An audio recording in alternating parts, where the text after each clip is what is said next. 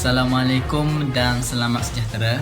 Pada hari ini saya akan menceritakan sedikit tentang tamadun India. Tamadun India ni apa yang saya dapat faham ialah bermula di benua India dan berpusat di lembah Sungai Indus. Perkembangan tamadun ini meliputi aspek agama, falsafah, seni dan budaya.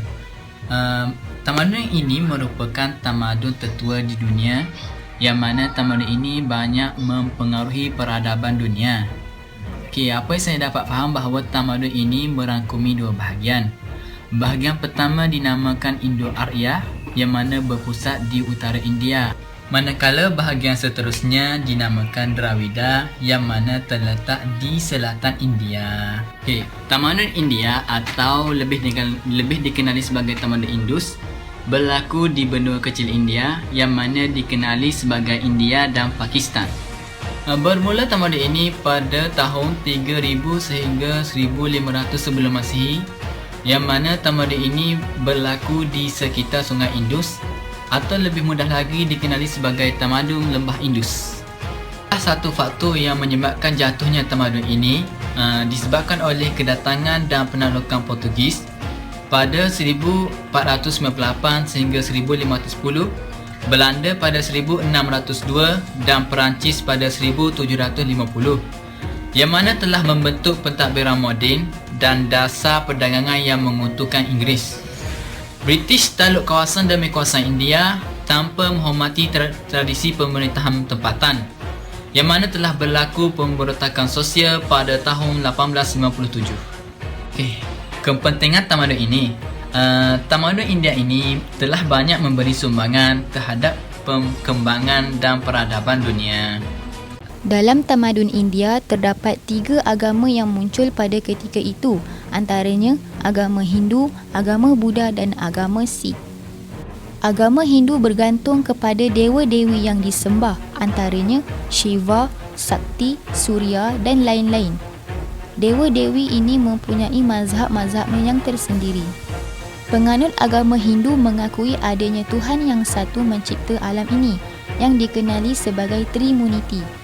Trimurti merupakan satu kesatuan di mana Tuhan yang satu itu menjelma dalam 3 nama dan mempunyai tugas masing-masing. Antaranya, Brahma merupakan dewa pencipta, Vishnu merupakan dewa pemelihara dan Shiva merupakan dewa pemusnah. Ganesha atau Ganapati ialah Tuhan yang popular dalam agama Hindu. Penganut agama Hindu juga mengamalkan 5 prinsip utama, iaitu kewujudan Tuhan yang tunggal, manusia itu suci, perpaduan melalui percintaan, harmoni agama, pengetahuan tentang sungai yang suci, kitab yang suci dan mantra yang suci.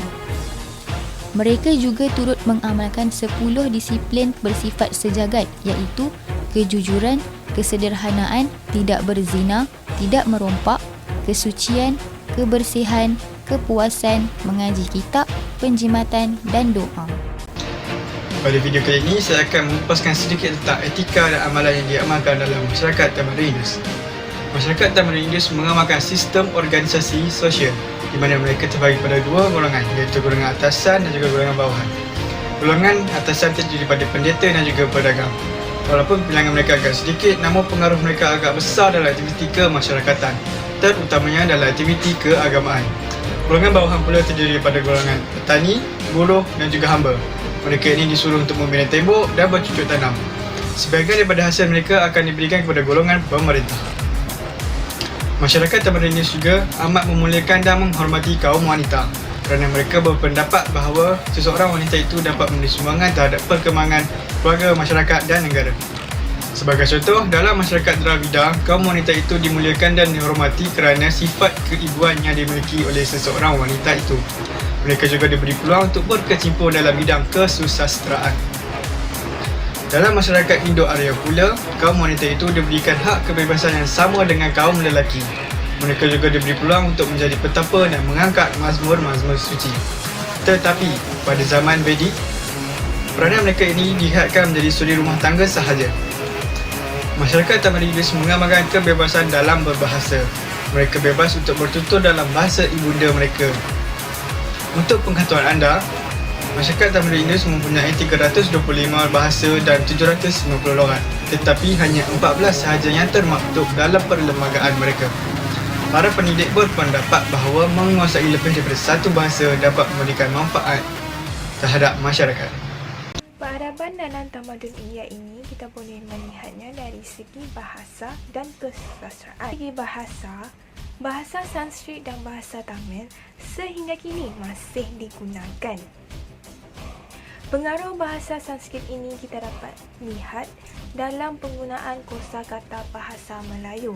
Contoh perkataan yang menggunakan bahasa Sanskrit adalah perkataan maha, duka, pahala dan lain-lain. Kedua-dua kesusastraan ini merupakan rumpun kepada bahasa Sanskrit. Bahasa Telugu, Malayalam, Kannada dan Brahmi merupakan 4 bahasa yang paling dikenali dan digunakan secara meluas dalam penggunaan bahasa Tamil.